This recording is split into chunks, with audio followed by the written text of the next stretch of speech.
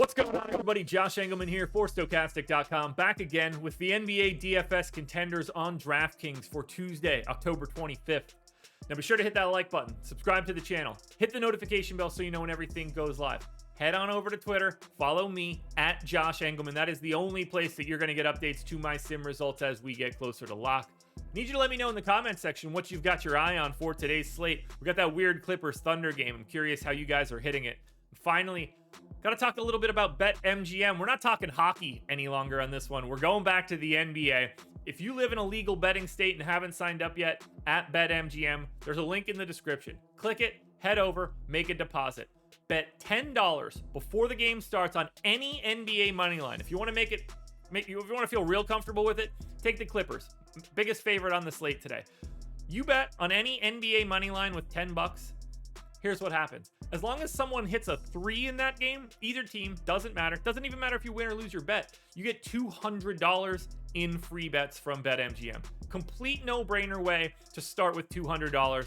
Don't overthink this one. If you can do it and you haven't signed up yet, take advantage of the free offer. Now, we're rounding out the bottom of my top 10 with Mikal Bridges, Trey Mann, Bradley Beal, Devin Booker, and Cade Cunningham on the outside looking in. Who will be my favorites? My top 5 plays for today? It's time to find out. First up at number 5, I'm looking at Kristaps Porzingis, just center eligible, which is kind of annoying, but 7,700, projected for 41. The goal's 48. He's in the optimal lineup 29% of the time. He just looks solid for this spot. There's only so many centers to go around on a 4-game slate. 1.3 fantasy points per minute, 31 minutes, 26% usage, very close to a double-double, 20 points, 9 boards. You get 2 assists, you get 2 stocks. It's a pace-up spot against the Pistons. I think he fits from a matchup perspective. If he wants to try to stretch the floor against Detroit, I don't think they have anybody that's really closing out, giving his shot any sort of a problem. So I think Porzingis is ripe for a big game here. If he gets the 9 rebounds that I'm projecting or gets to that double-double, I think you're going to need Porzingis in an optimal lineup. In at number 4, I'm going to Chris Paul, point guard eligible, 7K, projected for about 38. The goal's 45. He's in the optimal lineup 30% of the time.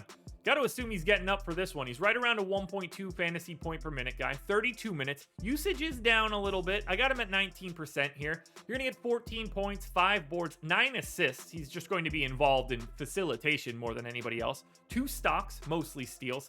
Chris Paul, not exactly a shot blocker. Massive pace up spot, though, for the Phoenix Suns taking on Golden State. And that's really what's appealing here. Just a couple extra possessions is all you really need to take Paul up like an extra point, and that's enough to put him all the way into that number 4 spot. If you're paying up at all today, easy decision here. Luka Doncic, 11,100, point guard eligible, projected 57, goal is 65, optimal lineup 31% of the time. His raw scoring is so much higher than everybody else. I think I've got him like 10 plus points clear of Steph Curry. 35 minutes, 1.6 fantasy points per minute. 36% usage, and then a completely goofy 31, 9, and 8 stat line, plus 2 stocks. In a slight pace up spot against New Orleans, a Pelicans team that is without Brandon Ingram, could potentially be without Herb Jones and Zion. I have them both in. I think it would actually hurt Luka more if Herb Jones was in.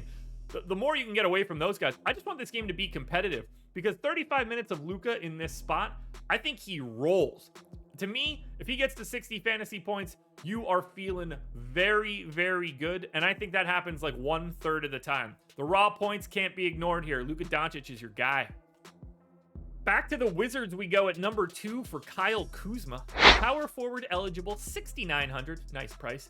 Projected for 37, goals 44, optimal lineup 34% of the time.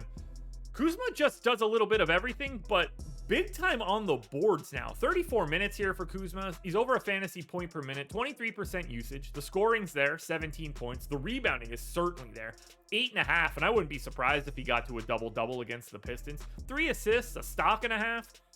He's probably like $200 or $300 underpriced for this role in a really good matchup against a rebuilding Pistons team. I don't have much else to say. 6,900. You wish that he had another position. Just power forward is mildly limiting, but it's a 4-game slate, and Kyle Kuzma's minutes aren't going anywhere. I feel the same way about Kristaps Porzingis. These guys just feel really solid for a 4-gamer. Now, before we get to that number one contender, one last reminder, hit the like button, subscribe to the channel, and hit the notification bell so you know when everything goes live. Follow me on Twitter at Josh Engleman. Let me know in the comments who your favorite plays are, and then go sign up at BetMGM. Terms were earlier in the video. Link is in the description. My number one contender for today is DeAndre Ayton, center eligible, 6,700, projected for 40. The goal is just 43.5. He's in the optimal lineup 37% of the time. 32 minutes for Ayton. He has seen slightly increased usage so far this season. We'll see if that holds. 23% usage in this matchup. 19 points, 12 boards. He should dominate the boards against Golden State. Maybe he gets an assist or two, probably a steal, probably a block. 1.25 fantasy points per minute in this massive pace up spot. I don't know what I would want to get away from.